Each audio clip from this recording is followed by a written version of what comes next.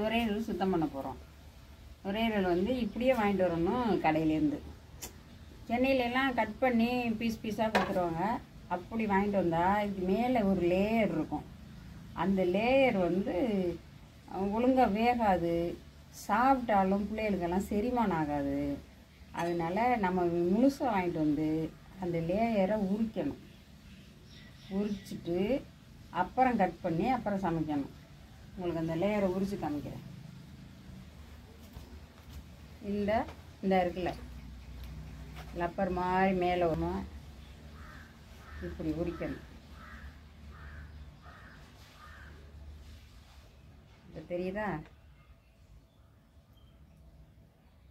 ஃபுல்லாக எல்லா லேயரையும் எடுத்துட்டு அப்புறம் கட் பண்ணணும்.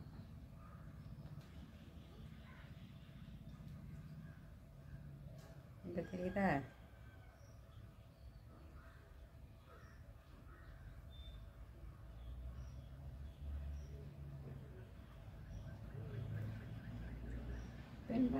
நிறைய பேருக்கு இந்த லேயரை எடுத்துட்டு சமைக்கணுங்கிறதே தெரியாதவோ இதை பார்த்து உரிக்க உரிக்க உரிக்க இது மேலே உள்ள அந்த கோட்டிங் வந்துடும்.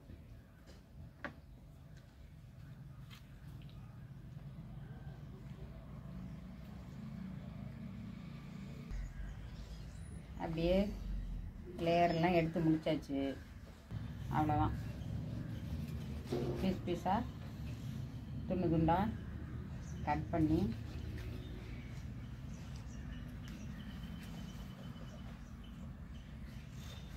நமக்கு என்ன அளவு சைஸ் வேணுமோ அந்த அளவில் கட் பண்ணிட்டா போதும்.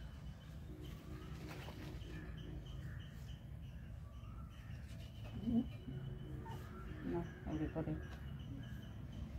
நறுக்கி போட்டுற வேண்டியதான். அது கொழுப்பு மாதிரி இருக்குல்ல, இதெல்லாம் தூக்கி போட்டுற வேண்டியதான்.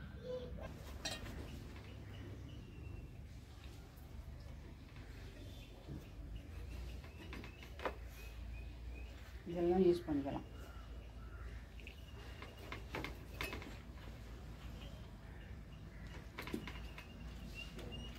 வச்சு இப்படி ரெண்டாக கட் பண்ணிக்கணும். கட் பண்ணிக்கிட்டு நீங்கள் இப்படி வந்துடும். இதை வந்து இப்படி குறுக்க நறுக்கிட்டு, அருவாமனையில் இன்னும் பவர் இல்லை, அருவாமனையை நல்லா தீட்டணும்.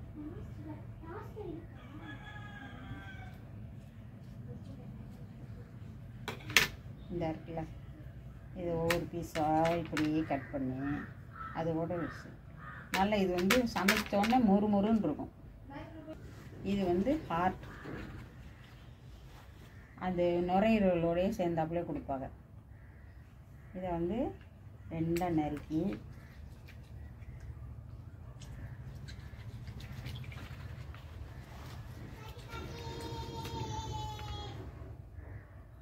இப்படி ரெண்டாக நறுக்கிட்டு உள்ளே இருக்கிற இதெல்லாம் க்ளீன் பண்ணிவிட்டு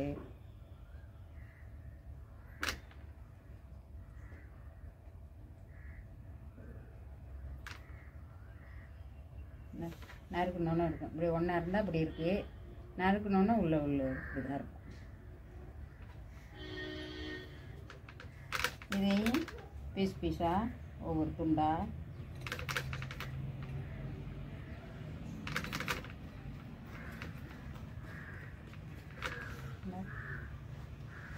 இப்படி நறுக்கி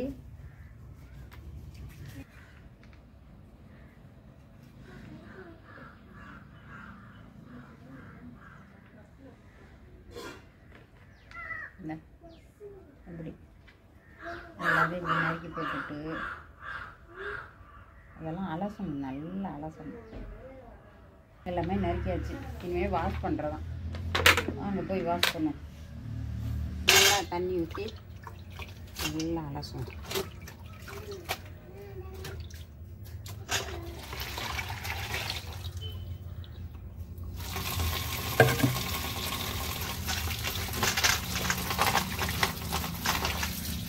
அலசா அந்த கவுச்சி வாடையெல்லாம் போகும்.